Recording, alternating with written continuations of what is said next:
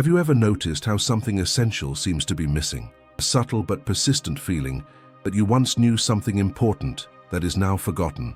It's not about childhood memories or lost knowledge. It's something much more fundamental. It's the direct perception of who you truly are. Before learning your name, before developing the notion of being a separate person, you had an intimate knowledge of reality. It wasn't intellectual knowledge. It was a natural, spontaneous perception of unity with the totality of existence. Then, gradually, that knowledge was obscured. Not out of malice, but through a subtle process of conditioning that we all experience. Today, we're going to explore together how to rediscover this fundamental truth. Not because you need to acquire it, but because it never truly went away. The illusion of separation. When you came into the world, there was no concept of self and other. There was no feeling of being an isolated entity, separate from the rest of life. There was only presence, pure consciousness, without divisions.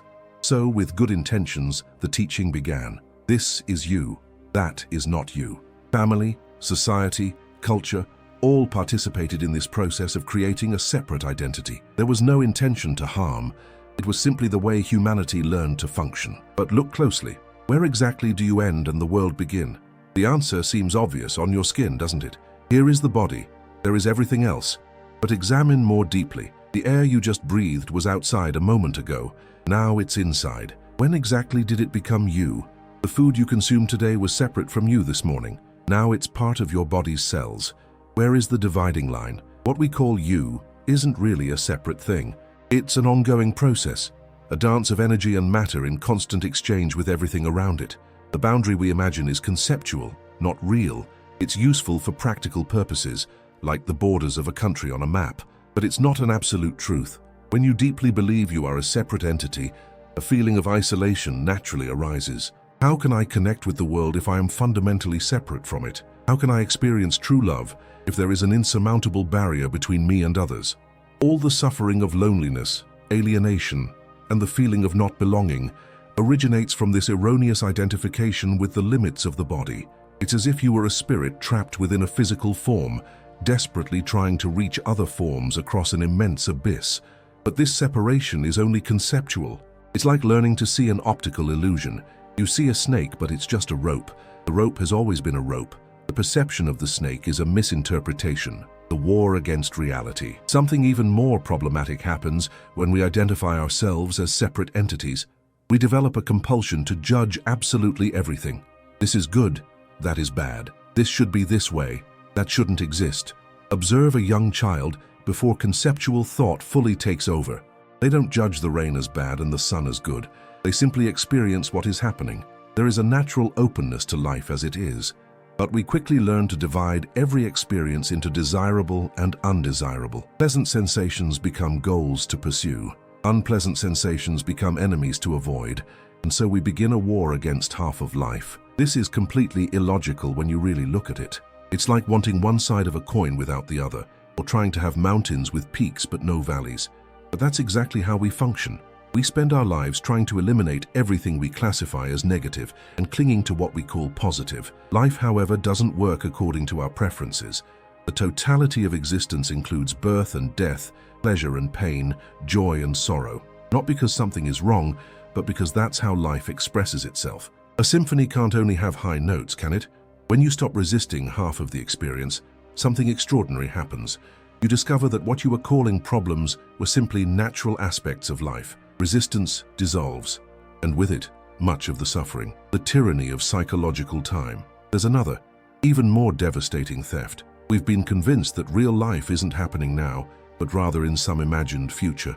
When I get that job, when I lose weight, when I find the right relationship, then I can finally relax and live. But the future never arrives as the future. It always arrives as just another present moment. And when it arrives, we're already projecting into the next future, and the one after that, infinitely. Meanwhile, the only moment where life truly happens passes completely unnoticed. It's like spending an entire trip planning the next one without ever seeing the landscape in front of you. And the past? We carry memories like heavy baggage. We relive old conversations, rewrite stories that cannot be changed, cultivate resentments that poison the present. But the past is also merely conceptual. They are thoughts arising now, in this present moment. So here you are, a magnificent conscious presence capable of experiencing life in its fullness. But the mind is constantly traveling between a past that no longer exists and a future that never truly arrives. The only real moment, the eternal now, is ignored. Recognizing the present moment is not a complex, mystical concept. It's simply realizing that this moment is the only reality you will ever encounter. Everything else is imagination. You are the consciousness of the universe. Now, I'm going to share something that might seem strange at first, but it's absolutely essential. You are not in the universe. This is a complete reversal of common perception. The universe is not a giant container where you happen to exist, like an astronaut lost in space. It's exactly the opposite. You are an activity of the cosmos, an expression of the totality of existence. Think of it this way. Your body is made of elements created within ancient stars. The breath that sustains your life is the atmosphere of this planet circulating through you. The thoughts that arise in your mind emerge from the same creative intelligence that forms galaxies and makes trees grow. Where exactly does the universe end and you begin? What you call I is actually the cosmos observing through your eyes, hearing through your ears, thinking through your mind. It is the universe becoming conscious of itself through this temporary arrangement of matter and consciousness that you name with your name. You are not an accident. You are not a mistake. You are not something that needs to justify your existence. You are the universe exploring itself through this particular focal point of consciousness. It is the ultimate game of existence, the cosmos hiding from itself so completely that it forgets what it is, simply for the joy of rediscovering itself. And at this very moment, through your consciousness, the universe is beginning to remember what it truly is, the intelligence that you already are. Here's something that can deeply irritate your mind. All this frantic effort to understand everything, to control your life, to discover the answers, is precisely what prevents you from recognizing the profound intelligence that you already possess. We were taught that knowledge is power, that understanding leads to control, that if we accumulate enough information, we will finally be safe. But this creates an impossible situation. The more we learn, the more we realize how much we don't know. But consider this. Your heart beats without you needing to know how. Your immune system performs chemical miracles without consulting your opinion. Your eyes transform light waves into the experience of color through processes infinitely more sophisticated than any human technology. There is an intelligence operating through you that is infinitely wiser than your thinking mind, and it guides everything perfectly without your mental interference. Your lungs know how to breathe, your stomach knows how to digest, your wounds know how to heal. There is an ancient wisdom that the Chinese call Wu-Wei. It means acting in harmony with natural intelligence rather than forcing results through mental effort. It's like sailing with the wind instead of rowing against it. When you stop trying so hard to control and understand everything, something remarkable happens. You discover that you are being guided by a wisdom far greater than your personal will, and paradoxically, this surrender to not knowing reveals a type of knowledge infinitely more reliable than all your mental strategies. Dancing with life. Consider something fascinating about human beings. We are the only creatures on the planet that regularly struggle against the life force that sustains us. Have you ever seen a tree resist shedding its leaves in autumn? A river complain about the stones in its path? A cat refuse to be a cat because it thinks it should be a dog? But we humans have turned resistance into art. We resist aging. We resist sadness. We resist uncertainty. We resist change. We resist almost everything that doesn't fit our image of how life should be. And then we wonder why we're so exhausted. It's like swimming against a powerful current. You can struggle and fight and completely exhaust yourself battling the current. Or you can turn around and discover that the river knows exactly where it's going. But we've been taught to believe that accepting what's happening means being passive, defeated, resigned. That's a complete misunderstanding. True acceptance is not resignation. It's intelligence. It's recognizing that fighting reality is as effective as arguing with the weather. When you stop resisting what's happening and start flowing with it, you discover something extraordinary. The situations you were fighting often transform naturally, not because you forced them to change, but because your resistance was part of what kept them frozen. This doesn't mean becoming submissive or giving up your preferences. It means learning to dance with life instead of fighting against it. And the most beautiful thing about dancing is that you can't force it. You need to feel the rhythm and move with it. Your original face, Now I want to ask the most important question you will ever contemplate. Before your parents conceived you, before you learned your name, before you knew you were meant to be someone special, what were you? Zen masters call this your original face before your parents were born. It's not a riddle to confuse you. It's pointing directly to something you can recognize now. What has been present throughout your life? Observing all the changes, all the dramas, all the stories, appearing and disappearing. What were you aware of when you were 5 years old and are still aware of now? His thoughts have changed completely since childhood. His body has replaced every cell multiple times. His beliefs, his personality, his preferences, everything transformed beyond recognition. But something has remained constant, hasn't it? Something immutable has witnessed all these changes. This witnessing consciousness is your original face. It is what you were before you learned to identify with the content of your experience instead of consciousness itself. It's like confusing the movie screen with the film, or the mirror with its reflections. You are not your thoughts. You are what is conscious of the thoughts. You are not your emotions. You are what experiences the emotions. You are not your body. You are the consciousness that animates and experiences through the body. This awareness is who you truly are, and it is absolutely pristine, unmarked by any of the stories you've told yourself about who you should be. Right now, without changing anything, without becoming someone different, you can recognize this conscious presence that is reading these words.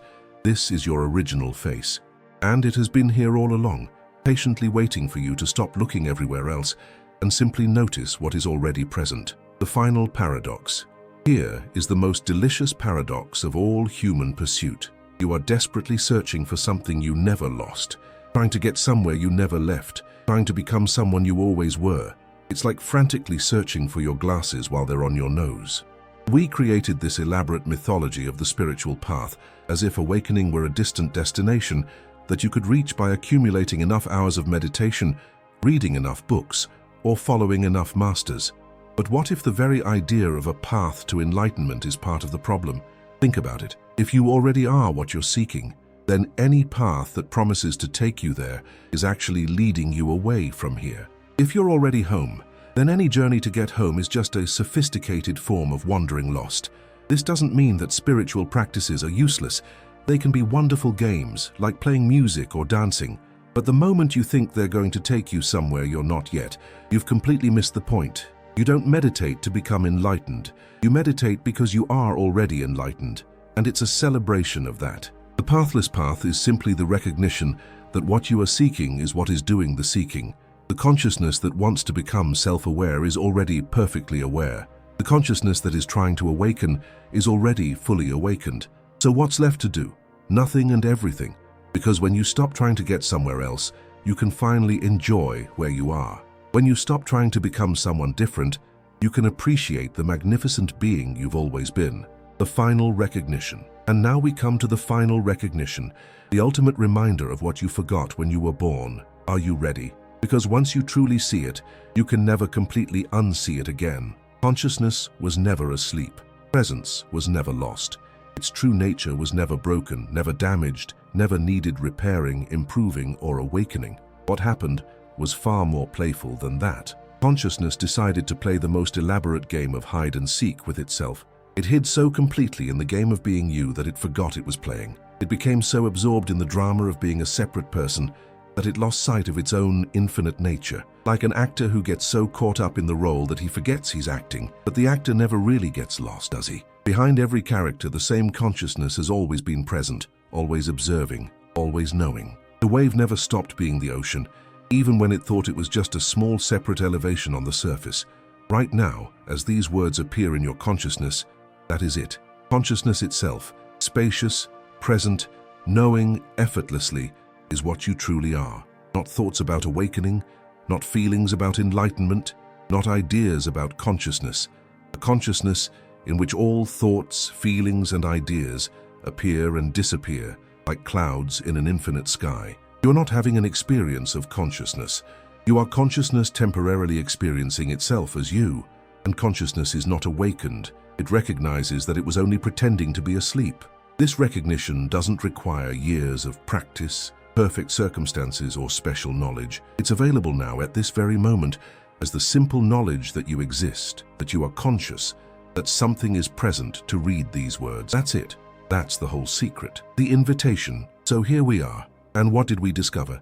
Simply this: you never truly forgot anything. Forgetting was part of the game, part of the cosmic play of consciousness exploring itself through infinite forms and expressions. And now perhaps you are beginning to remember what you always knew but temporarily set aside, that you are not a separate wave trying to return to the ocean. You are the ocean playing at being a wave. You are not a lost soul seeking a return to the divine. You are the divine joyfully experiencing itself as you. The invitation now is simply to live from that realization, not as just another spiritual achievement to add to your resume, but as the most natural thing in the world, like a bird remembering how to fly, or a fish remembering that it has always been wet. Welcome back to what you never truly left. Welcome back to who you never truly stopped being. The game of forgetting ends whenever you're ready for it to end. And isn't that wonderful?